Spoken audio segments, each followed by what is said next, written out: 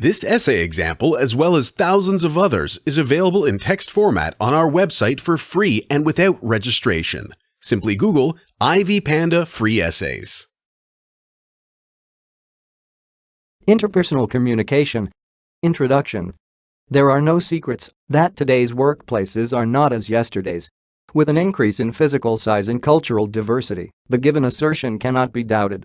Passing messages between two colleagues speaking different languages can be a daunting task. In any given organization, interpersonal communication forms a basic tool at the workplace.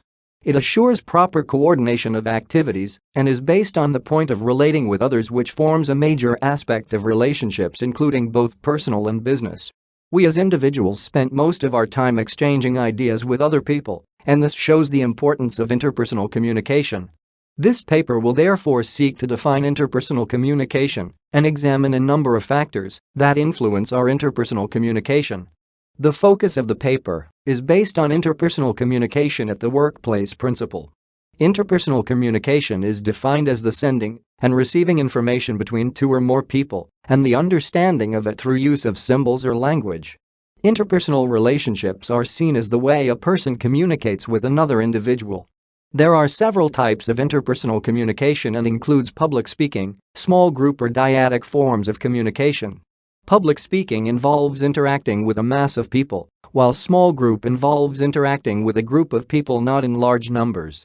On the other hand, dyadic communication is a form of communication between two people and may be through sending and receiving letters between two people or a telephone conversation between two people. Importance of interpersonal communication. In order to be competitive at the workplace, a team needs to interact frequently and openly.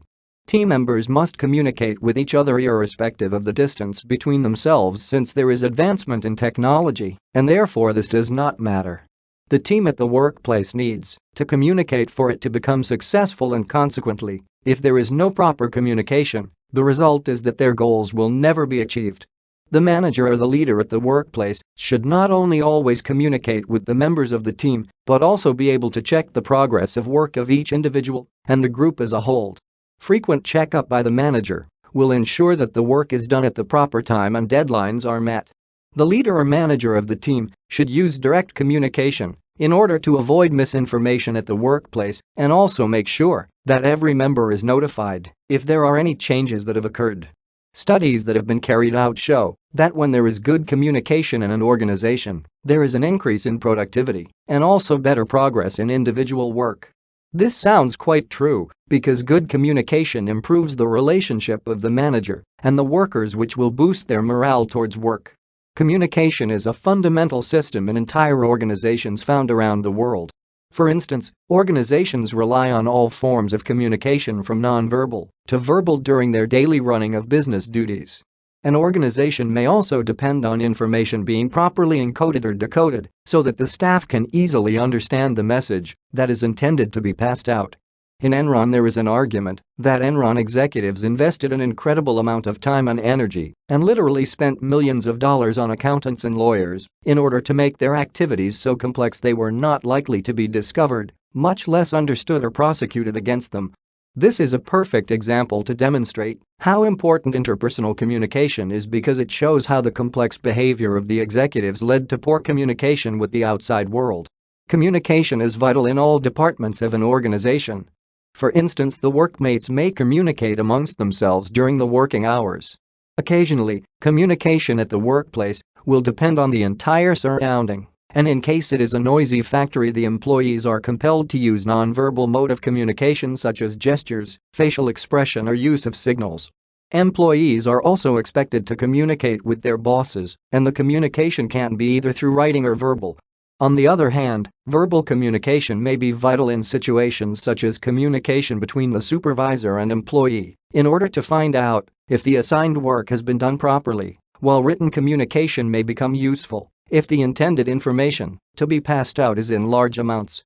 Principles and misconception in effective interpersonal communication. There are 4 principles that try to explain the effective means of interpersonal communication. These principles look to interpersonal communication as irreversible, complicated, contextual, and inescapable. Like a chemical reaction, interpersonal communication does not offer a chance for reversal of what has been uttered. Whenever an individual utters certain words, the effect caused by these utterances will not be forgotten, even when the speaker makes corrections. As a proverb says, once a word goes out of your mouth, you can never swallow it again. Interpersonal communication is a complex affair because of the many dimensions required to ensure success. Since there are various ways to communicate, it becomes impossible to choose the proper way of communication. Interpersonal communication strongly depends on the environment around which the conversation is taking place and the parties communicating. Some of the contexts that interpersonal communication relies on are psychological, situational, relational, environmental, and cultural contexts.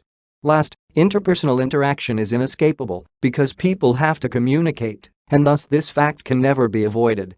Communication does not entail only words, but the use of gesture, facial expression, posture, etc. Therefore, this means that people are in constant communication with each other. The primary purpose of these principles is to ensure interpersonal communication becomes an effective means when dealing with a means of development or a given conflict. However, there are misconceptions, conflicts, resulting from effective interpersonal communication. These misconceptions are brought about during the application of the aforesaid principles of interpersonal interaction. Normally, interpersonal communication is inescapable, therefore they can result in confusion when they are interpreted in many ways. To make matters worse, being irreversible means the misconceptions can never be modified in terms of an orderly deliverance of the topic. Misconceptions in effective interpersonal interaction can also be brought about by lack of knowledge regarding the topic or context that is being discussed. Interpersonal communication can become complicated when there is diversity of languages and the individuals involved cannot understand each other. Barriers to communication. Physical barriers mark one of the main factors that inhibit communication. This may include closed doors of an office, screens that form a barrier, isolated area for people with different status, a large working area for the employees that is isolated from other areas, or restricted areas that unwanted persons are not allowed.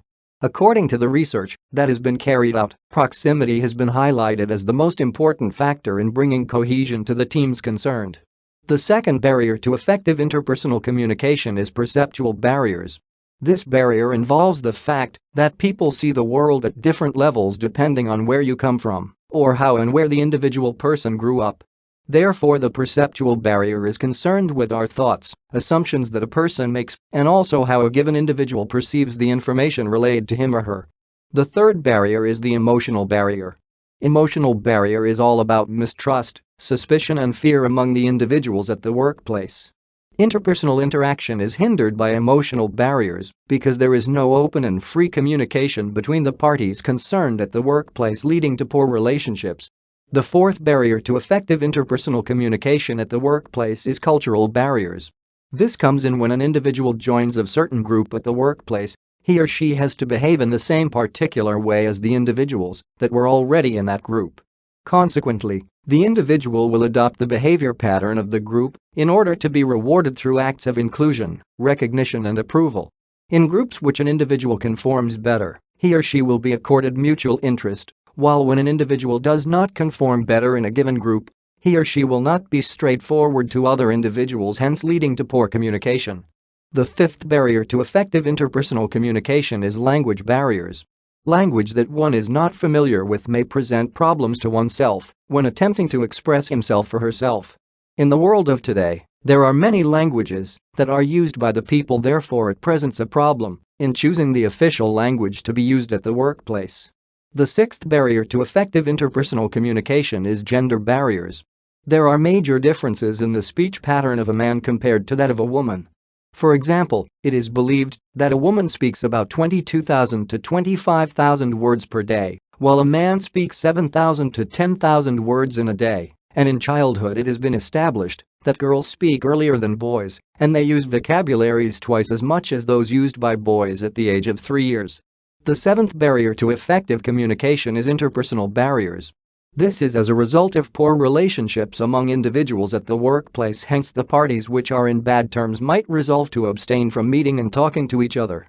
There are 6 ways that an individual can use to distance himself from others, and they include pastimes, withdrawal, rituals, playing games, seek and hide, closeness, and working. Last but not least, there is noise as a barrier to effective interpersonal communication. Noise usually interferes with the concentration of a person, therefore it hinders proper understanding of the message relayed. For instance, people working in a noisy factory cannot use verbal communication and are compelled to use non-verbal mode of communication such as signal, gestures, facial expression, etc. However, there are other barriers that are recognized but are not major as the ones discussed above, and they include intentional orientation, indiscrimination, allness, and polarization. Development of self-concept and communication. For almost a decade now, self-concept has been experiencing increased attention and popularity within practice and research. In the studies, it is becoming clear that perception of the self plays an integral role in life. While there are several perceptions, none holds such importance as self-perception, and hence much has to be done to ensure that every individual perceives the self in the highest esteem. It is this perception that we get the understanding of who we are and the role that we play as an element within the universe. Self-concept therefore is important in interpersonal relationships. Self-concept is different from self-esteem and self-report. Self-esteem is defined as feelings of a person's worth and satisfaction towards oneself, while self-report is what a person is willing and is able to disclose. Self-concept can be defined as the image that someone has towards himself, and it influences interpersonal communication at the workplace through its sources such as cultural teaching, social comparison, and your own evaluations and comparisons. Self-concept is mainly developed by the way an individual communicates with another. Through socialization at the workplace, an individual gets to know much about his personal attributes. Self-concept involves scrutinizing one's ability in terms of personality, one's career, relevant skills, physicality, and life's ability. For example, a statement like "I am slow" is an assessment of oneself that leads to self-concept, and in contrast, a statement like "I am sleepy" will not be a self-concept, since feeling to sleep is normal and it is only a temporary state. An individual self-concept changes with time, after identifying the possible crisis and then reassessing oneself. It is worth noting that self-concept is based on the past, present, and future selves. Future selves sum up every self that one can become and what an individual thinks he can make himself given time. The possible futures are a general sum up of reflections defined by fears, what one believes are his threats, what ambitions and expectations he has, and the standards set for the individual. Self-concept can be well cultivated in an individual during childhood period, so that when an individual grows up, he becomes used to himself, and this removes fear and threat when socializing with others. Conclusion. In conclusion, interpersonal communication is fundamental in building good relationships at the workplace, which in turn contribute to increase in productivity. This will lead to better salary of the workers, hence improved living standards, and the welfare of the workers will be catered for in an appropriate manner. Therefore, the principles of interpersonal communication are inevitable. As a result, proper methods should be designed in order to overcome the misconceptions that may result from interpersonal interactions. In addition, the parties involved in interpersonal communication should design ways to overcome the barriers that hinder effective interpersonal communication. If this is managed appropriately, then conflicts will be done away with, making the world a better place to live. Interpersonal communication will also be enhanced through maintaining and developing self-concept. Therefore, it becomes of more importance to encourage positive virtues that will instill self-concept in an individual. Consequently, vices should be avoided in order to encourage building of self-concept. This term paper on interpersonal communication was written and submitted by your fellow student. You are free to use it for research and reference purposes in order to write your own paper. However, you must cite it accordingly.